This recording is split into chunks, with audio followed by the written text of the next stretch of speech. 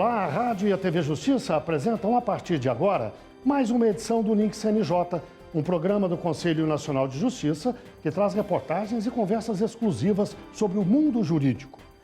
E hoje exibimos o segundo programa da série que faz um balanço da atuação do CNJ nos últimos 12 meses. Nesta edição, vamos falar do trabalho do CNJ no campo dos direitos humanos. Já na posse como presidente do Supremo, o ministro Luiz Roberto Barroso deixou claro: a justiça tem de estar do lado dos direitos humanos, dos direitos da mulher, da comunidade gay, das comunidades indígenas, das pessoas com deficiência, das ações afirmativas. Essas são as causas da humanidade, da dignidade humana, do respeito e consideração por todas as pessoas. Poucas derrotas do espírito são mais tristes do que alguém se achar melhor do que os outros. E ao longo dos últimos 12 meses, o CNJ reforçou cada uma dessas causas. No caso dos direitos dos negros, por exemplo, o próprio ministro Barroso se empenhou na ampliação da participação dessas pessoas na magistratura brasileira. Nós criamos um grande programa de bolsas para qualificar os candidatos negros já aprovados no Exame Nacional de Magistratura, para que eles se tornem mais competitivos nos concursos organizados pelos tribunais e, com isso, nós termos mais pessoas negras na magistratura, que eu também considero uma providência muito importante. Nós precisamos criar mais símbolos de sucesso negros que inspirem as novas gerações a terem esse modelo profissional e não outros ligados à criminalidade ou a qualquer outro segmento. No caso dos direitos das mulheres, uma resolução do CNJ fortalece a participação delas em cargos de liderança e decisão do Poder Judiciário com perspectiva interseccional de raça e etnia. Já o combate à violência de gênero foi reforçado com a extensão da campanha Sinal Vermelho. Agora, além das farmácias, o sinal na mão serve de alerta para que motoristas da Uber chamem a polícia se a passageira estiver sob risco de violência. E o CNJ ainda criou o Fórum Nacional de Enfrentamento à Violência contra a Mulher. O FONAVIM foi criado pela Resolução 542 do ano passado e ele é composto por diversas instituições, por membros do Ministério Público, por membros da Defensoria Pública, da Advocacia, do Conselho Nacional de Direitos da Mulher, da sociedade civil. Então, é a abertura realmente do CNJ a ouvir as demais instituições, a sociedade civil, para a construção dessas políticas públicas e fortalecimento das estratégias para que possamos, de fato, alcançar resultados mais eficazes na proteção e prevenção à violência de gênero em relação às mulheres. Para o CNJ, a pauta dos direitos humanos tem de ser trabalhada de forma integrada com os tribunais e a sociedade, e ativamente. O judiciário hoje ele não é mais apenas um espaço em que se julga processos, mas ele é um espaço também em que se verifica como que essa atuação do Poder Judiciário repercute na vida das pessoas, como as pessoas chegam até o Judiciário, como elas se sentem ali usuárias do serviço de justiça. E aí na pauta de direitos humanos a gente tem que tentar entender como todas essas especificidades interferem, Não adianta a gente ter apenas decisões emblemáticas, por exemplo, do Supremo, que reconhecem direitos, mas a gente tem que entender como o Judiciário ele se abre para efetivar essas decisões, para receber as pessoas, para lidar com essas questões no dia a dia. Para falar sobre o assunto, eu converso agora online com Flávia Piovesan, coordenadora científica da Unidade de Monitoramento e Fiscalização de Decisões do Sistema Interamericano de Direitos Humanos. Essa unidade, eu lembro, é um órgão criado pelo CNJ. Converso também com José Henrique Rodrigues Torres, desembargador do Tribunal de Justiça de São Paulo, e ainda com Patrícia Magno, defensora pública, doutora em Direitos Humanos pela Universidade Federal do Rio de Janeiro. Muito obrigado a vocês três pela participação aqui no Link CNJ. Começo com uma pergunta para a doutora Flávia. Eu peço que a senhora nos fale um pouco sobre essa unidade que a senhora coordena. Que papel exatamente ela cumpre no CNJ? Tenho a honra de servir como coordenadora científica da UMF, que é a Unidade de Monitoramento e Fiscalização das Decisões do Sistema Interamericano. Esta unidade foi criada em 2021. Eu lembro que em 2022 o CNJ adota uma recomendação, a 123, que insta juízes, os órgãos do Poder Judiciário, a observarem os tratados de direitos humanos, a realizarem um exercício do controle de convencionalidade e aplicarem a jurisprudência interamericana. E a UMF, por assim dizer, já é considerada uma best practice regional. O ponto inicial do nosso trabalho é a crença de que a maior vocação do Poder Judiciário é a proteção dos direitos humanos, e a nossa atuação se dá em duas vertentes: no eixo promoção dos direitos humanos, em que buscamos, com ações e programas concretos, fortalecer a cultura de controle de convencionalidade no âmbito do Poder Judiciário, e o eixo de monitoramento, em que a unidade é um player que busca ativar e impulsionar o cumprimento das decisões do sistema interamericano, sempre com esta visão de que todo juiz e toda juíza nacional são também juízes interamericanos.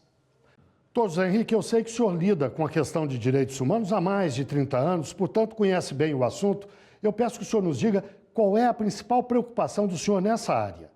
A minha grande preocupação atual com a questão de direitos humanos está exatamente na formação dos juízes, das juízas, dos magistrados e magistradas do Brasil todo.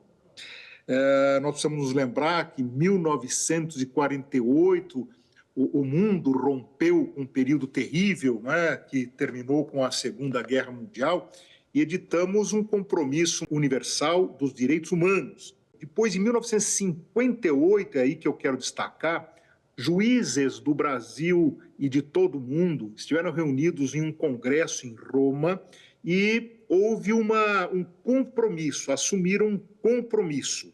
Os seus países, os países respectivos, deveriam promover a formação dos juízes e juízas, dos seus juízes, das suas juízas, para a garantia da democracia e dos direitos humanos. É verdade que no Brasil, depois disso, nós tivemos que enfrentar, a partir de 64, uma ditadura militar, não é, que infelicitou a democracia e os direitos humanos por muitos anos no Brasil, mas em 88 nós demos a volta por cima, fizemos uma nova Constituição e colocamos ali naquela Constituição compromisso com a dignidade humana, com a preeminência dos direitos humanos, com o resgate dos direitos humanos, com a erradicação da miséria, com a diminuição das desigualdades sociais, portanto, reforçando no âmbito constitucional esse nosso compromisso.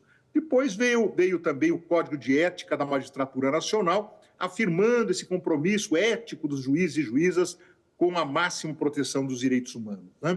E em 2016, finalmente, a Corte Interamericana de Direitos Humanos afirma, alto e bom som, que constitui um dever irrecusável de todos os juízes e todas as juízas a atuação em defesa, em garantia dos direitos humanos. Portanto, se nós olharmos para toda essa pauta de direitos humanos, Guilherme, o que eu posso dizer é que a minha grande preocupação é que os juízes e as juízas do Brasil realmente estejam mobilizados, sensibilizados para defender, para garantir na sua atuação jurisdicional toda essa pauta de todos esses direitos, de todas as pessoas vulneráveis que necessitam, que precisam da atuação do sistema de justiça. Doutora Patrícia, o doutor José Henrique falou das pessoas vulneráveis. A senhora, como doutora em direitos humanos, como defensora pública que lida constantemente com o tema, o que é a prioridade exatamente no Brasil? Ou todas essas pessoas, grupos, são prioridade ao mesmo tempo? A gente pode pensar numa mulher preta, privada de liberdade, situação de gestação e com deficiência psicossocial no sistema carcerário fluminense. Então, muitas vezes, esses fatores não estão isolados, então é difícil falar em prioridade, em o que começar primeiro. A prioridade é colocar as pessoas em situação de vulnerabilidade no epicentro do ordenamento jurídico de proteção, que tem que juntar tanto o direito previsto no plano interno, quanto os direitos que vêm das convenções internacionais, a partir dos compromissos que o Estado brasileiro assume no exercício da sua soberania. Nesse passo, a gente precisa caminhar colocando um tijolinho a cada dia, sem desistir jamais. Doutora Flávia, para usar a imagem feita pela doutora Patrícia, qual é o tijolinho que precisa ser colocado nesse exato momento na avaliação da senhora? qual foi a política que nós lançamos no âmbito da UMF? Esta política chama-se Pacto Nacional do Judiciário para os Direitos Humanos. Essa política foi lançada em março de 2022 e com 4 ações básicas para fomentar a cultura de direitos humanos e controle de convencionalidade, por meio da meta de inclusão da disciplina de direitos humanos nos editais de concursos públicos para ingresso na carreira de magistrado, da magistratura, em todas as esferas do Poder Judiciário. 2, lançamos um concurso nacional de decisões judiciais e acórdãos em direitos humanos, com ênfase no controle de convencionalidade e na jurisprudência interamericana.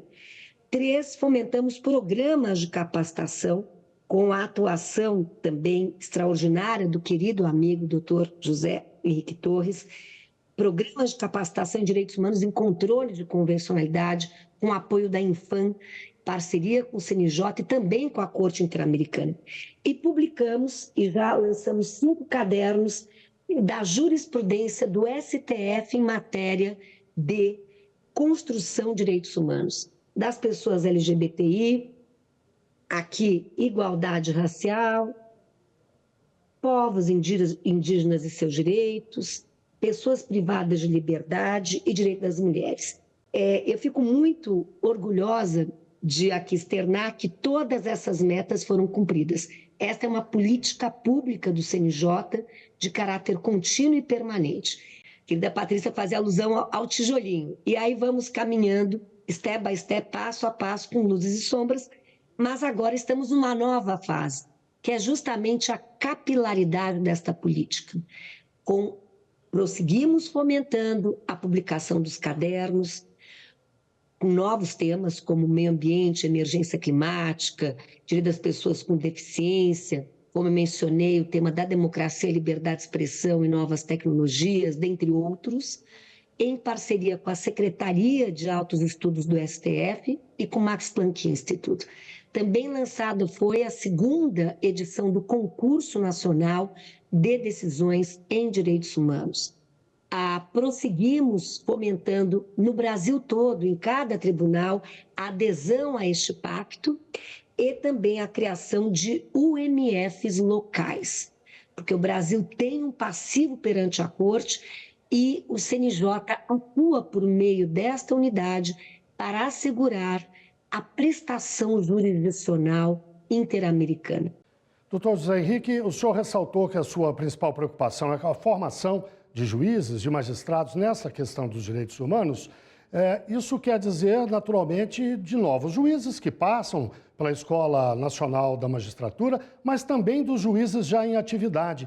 É feita uma atualização, digamos, desses juízes? Como é esse trabalho? Mas eu vou pedir que o senhor nos responda daqui a pouquinho, logo depois do intervalo. O Link CNJ, portanto, faz uma breve pausa e volta já já.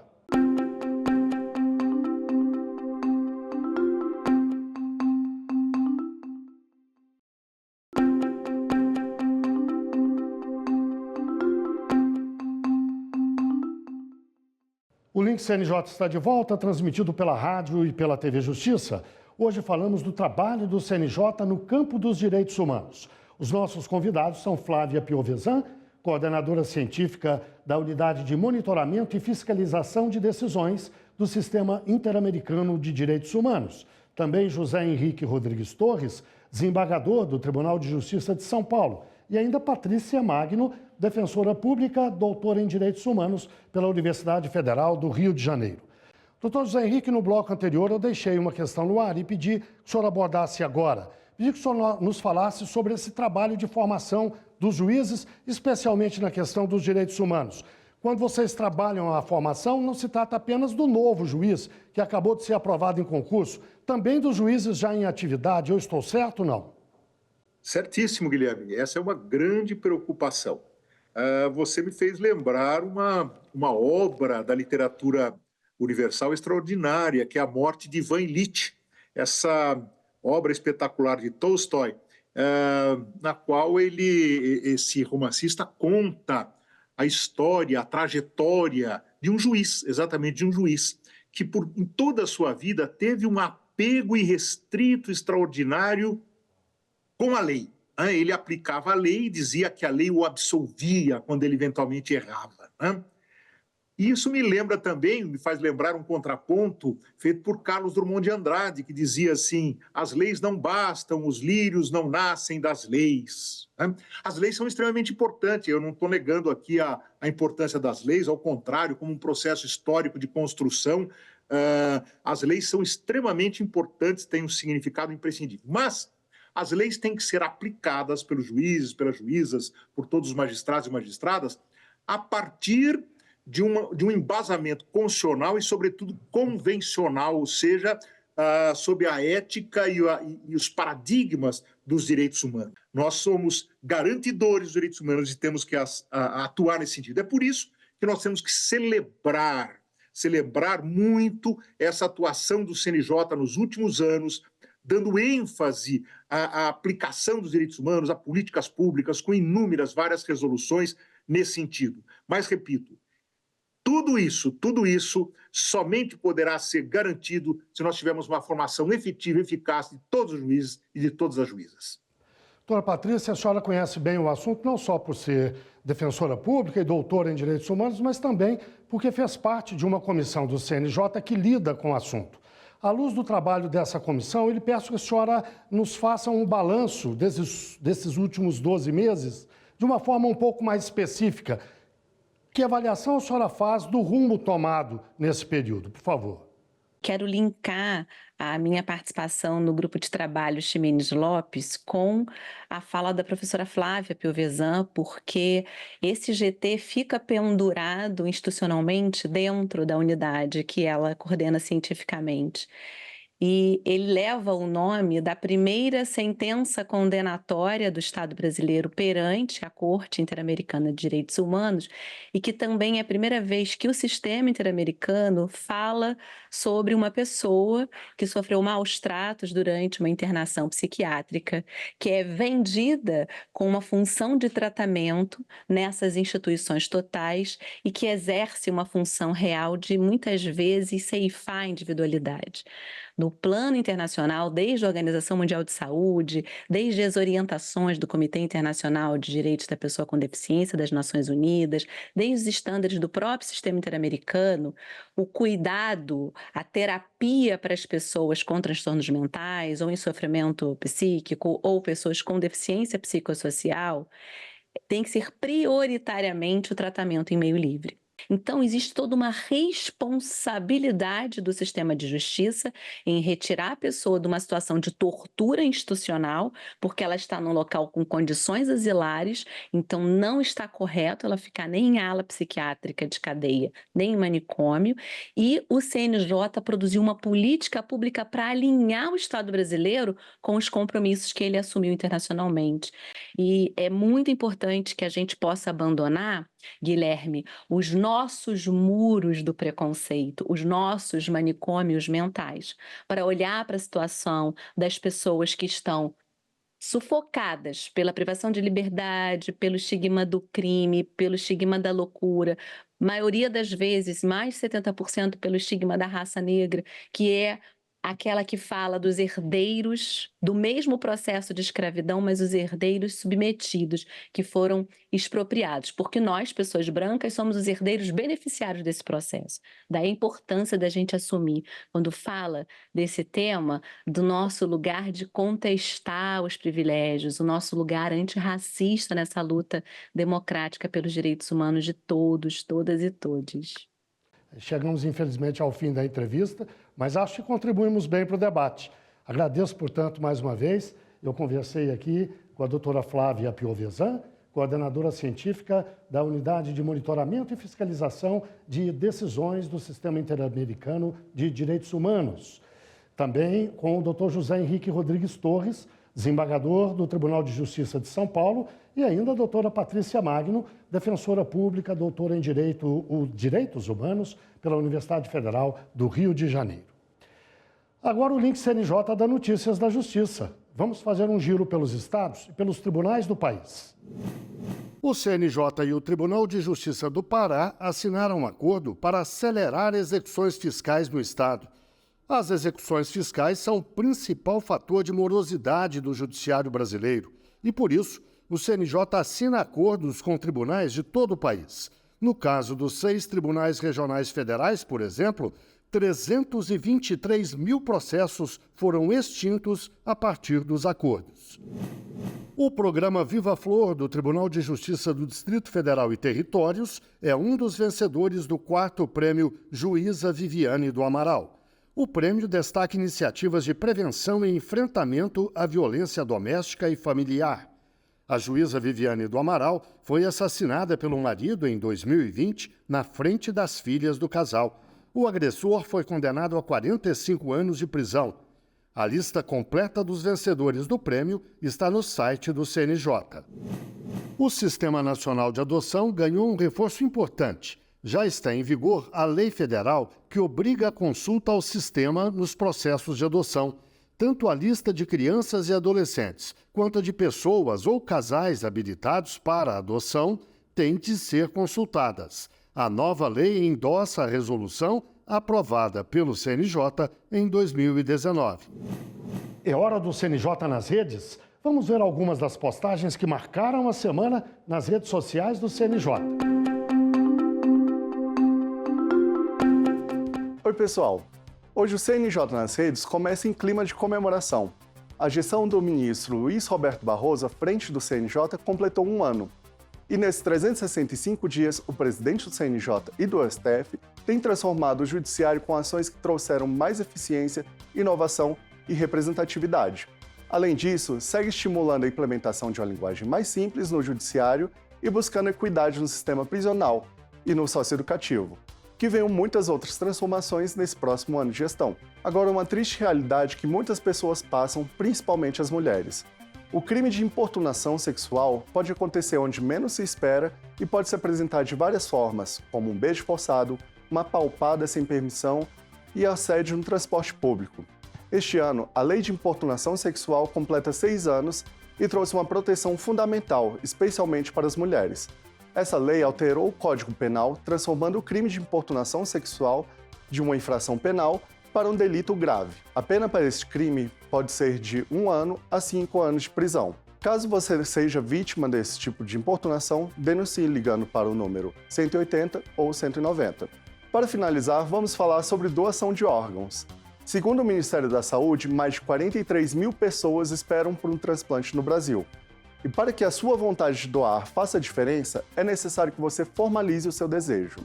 Uma forma ágil e segura de fazer isso é por meio do Sistema de Autorização Eletrônica de Doação de Órgãos, o AEDO, que desde abril deste ano, mais de 11 mil pessoas sinalizaram o desejo de ser um doador. A vida continua quando você decide dizer sim. Não esqueça de seguir as nossas redes e o canal do WhatsApp para saber mais informações sobre seus direitos e mais informações do Judiciário.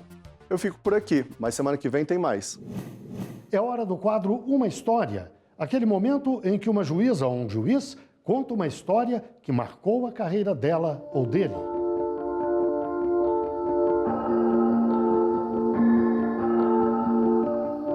Eu sou Flávio Oliveira Lalande, sou juiz de direito titular da Vara de Execução Penal da Comarca de Santarém. Tive a honra de, sob a presidência do ministro Barroso, ter sido agraciado pelo concurso nacional de decisões em direitos humanos na categoria Pessoas Privadas de Liberdade. E foi um concurso que teve uma repercussão incrível na minha vida, um reconhecimento por todos os meus colegas, por todas as pessoas que me cercavam. Pessoas vinham me perguntar como foi o concurso, como era a decisão. Muitas pessoas de fora, muitos juízes se interessavam pelo conhecimento da decisão, que tratava do cumprimento em dobro de pena para os presos da Comarca de Santarém, porque eu compreendia que eles estavam em situação degradante de cumprimento de pena. Eram poucas vagas, na verdade, nenhuma vaga. Chegamos a ter mais de 48% de superlotação carcerária, ou seja, a gente estava em um déficit de 48% das vagas prisionais.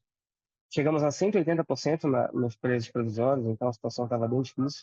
Eu, então, com uma decisão do STJ, que dizia que os juízes deveriam agir como juízes interamericanos, evitando que o Brasil fosse condenado na Corte Interamericana por situações análogas, como tortura, como cárcere em situação degradante, pequenos espaços, alinhando ao que o STJ dizia naquela decisão que foi de março de 2021, e observando nas minhas inspeções carcerárias que a situação do cárcere não era nada adequada ao que determina a lei, ao que determinam os tratados internacionais, ao que determina a própria Constituição, eu então decidi que seria o caso de aplicação de uma contagem ficta de pena. O que significa? Significa que o tempo de cárcere para aquele que cumpre a pena em um local degradante não pode ser equivalente àquele que cumpre pena em um local normal, um local adequado, a uma condição digna, higiênica, aquele que tem vagas de trabalho e estudo, por exemplo. Então, para aquele que não tem vaga de trabalho, não tem vaga de estudo, a gente entende que a pena deve ser contada de forma ficta, ou seja, para cada dia de pena cumprido, 2 dias de pena computado. A base da decisão, então, está na decisão do STJ, na decisão, nas decisões do Complexo de Curado, em Pernambuco, e do Palácio do Sacavalho, no Rio de Janeiro. E, para esses casos, o que a Corte Interamericana determinou? O cômputo em dobro de pena, que enquanto não regularizada a situação prisional daqueles presos, tanto em Curado quanto no Rio de Janeiro, recomendou à Corte Interamericana que o Brasil utilizasse do cômputo em dobro de pena. Então, para que o Pará não fosse condenado na Corte Interamericana, eu entendi que seria adequado utilizar os mesmos padrões, ou seja, para a mesma situação fática ou situação fática semelhante, mesma solução jurídica. Bem, chegamos ao fim de mais um Link CNJ. Muito obrigado a você que esteve com a gente até agora, aqui na Rádio e na TV Justiça. E até a próxima semana.